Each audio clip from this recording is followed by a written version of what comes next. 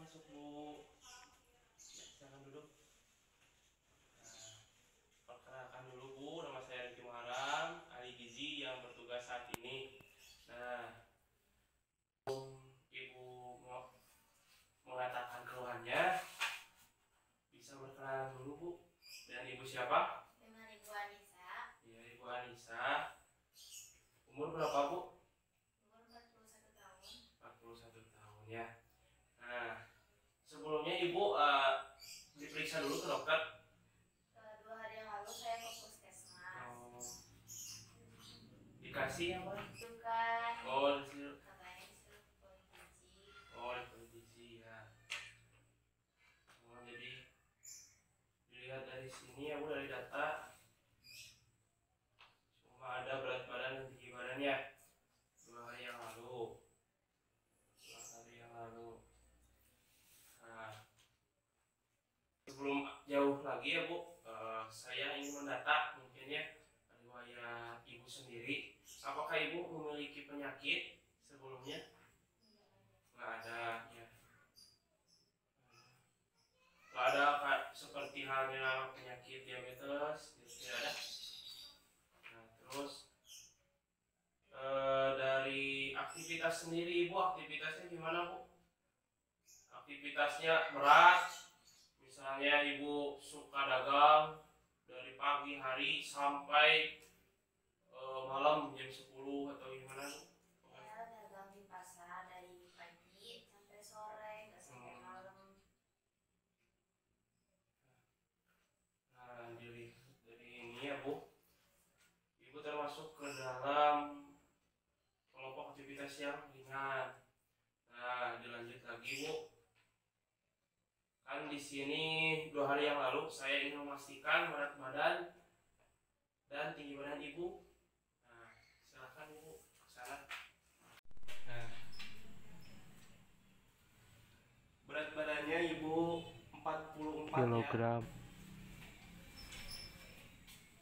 Nah, Bu, untuk tinggi badannya Ibu di tinggi badan 158 cm.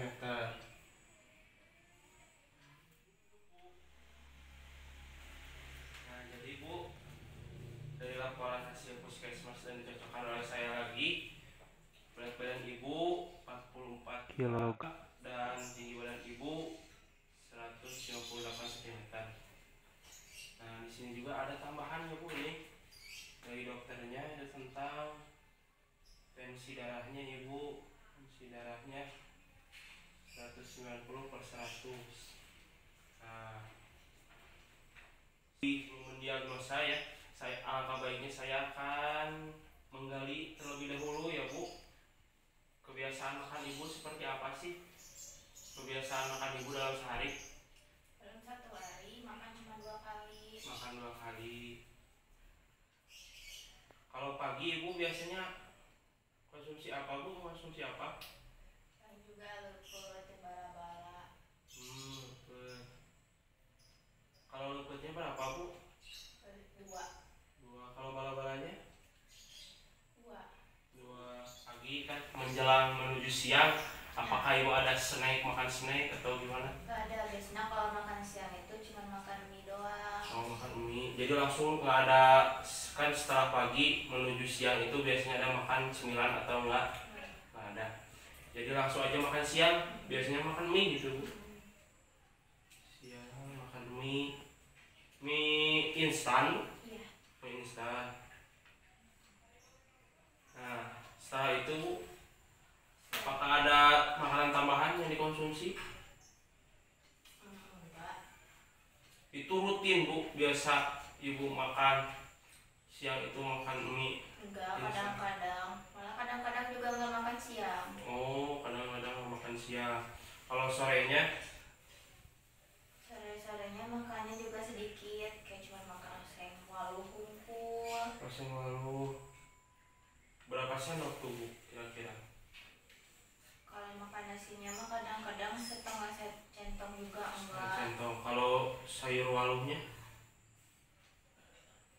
Sedikit, enggak terlalu banyak juga, sedang-sedang. Sedang-sedang. Ada berapa sendok ya Bu kira-kira? Ada Satu.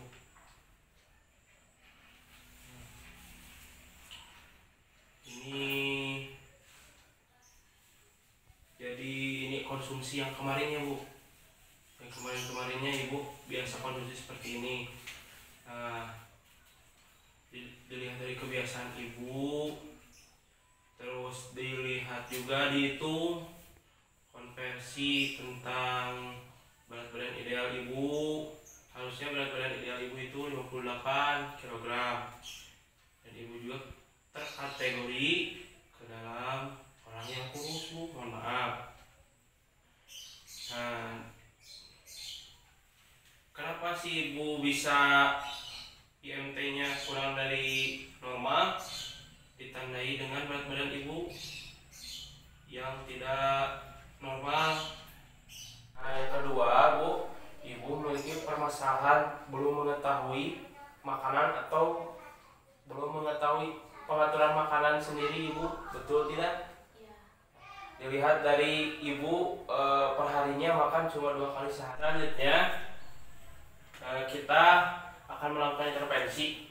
Nah, maksud intervensi di sini Ibu, kita di sini berupaya agar Ibu asupan gizinya terpenuhi.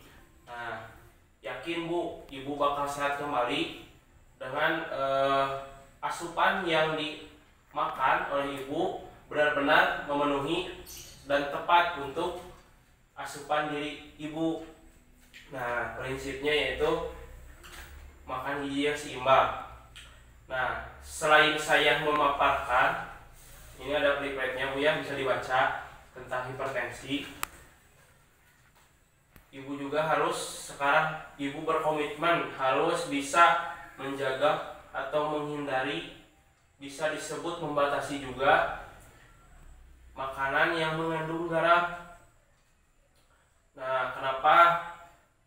Karena dilihat dari tensi darah Ibu tinggi ya Bu, jadi Ibu kurangi yang asin-asin kayak ikan asin, terus kecap Bu, karena mengandung natrium yang tinggi.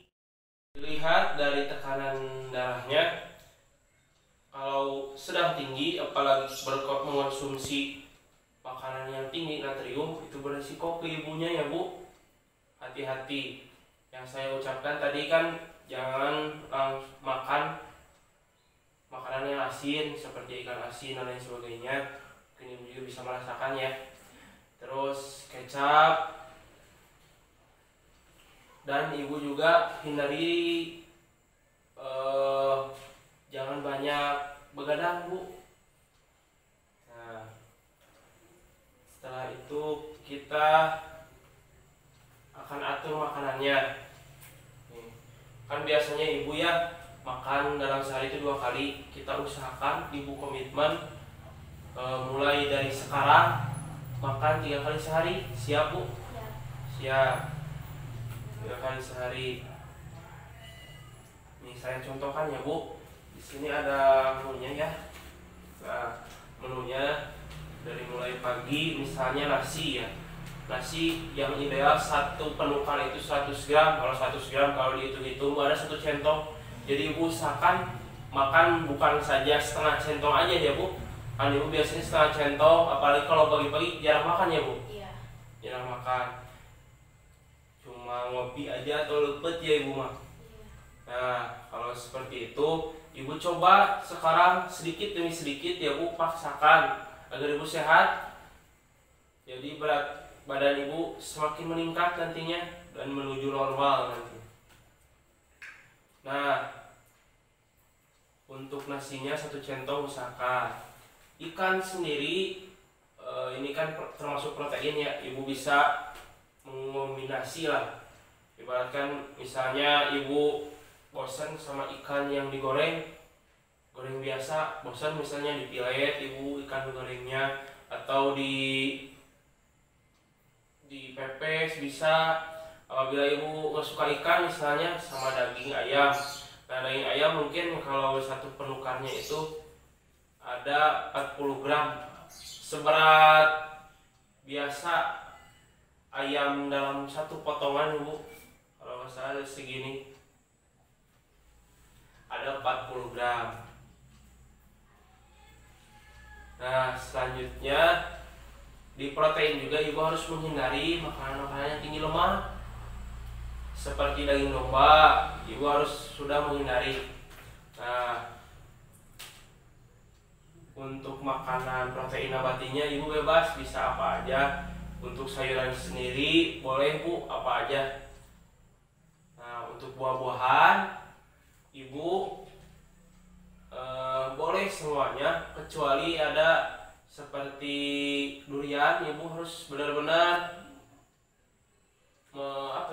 bukan membatasi lagi sih, sudah menghindari memakan durian dan memakan nangka kuning yang manis itu bu, dibatasi. Nah, jadi kesimpulannya bu, ibu itu terkena hipertensi dilihat dari tekanan darah yang tinggi, beserta ibu juga berat badannya yang di bawah normal. Nah, jadi upaya saya di sini meningkatkan berat badan ibu menjadi normal dan tekanan darahnya juga mendekati normal. Selain juga asupan makanan yang masuk berkualitas, ibu juga harus mengimbangi dengan aktivitasnya bu. Nah, dilihat dari aktivitas ibu, sesekali mungkin ya peregangan pagi-pagi 10 menit juga cukup bu, untuk kesehatan ibu, biar nggak terlalu kaget badannya ketika bangun tidur langsung berangkat kerja. Takutnya badan itu belum siap, jadi peregangan dulu biar lebih sehat. Jadi jangan juga banyak duduk ibu nantinya. Usahakanlah 1 jam sekali kita peregangan ketika kerja.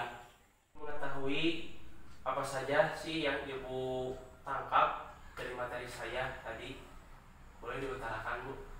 Jadi saya terkena hipertensi karena tekanan darah saya yang tinggi dan berat badan saya tidak normal, karena makan saya kurang dari orang-orang normal biasanya, dan sekarang diperbaiki makannya jadi 1 hari 3 kali.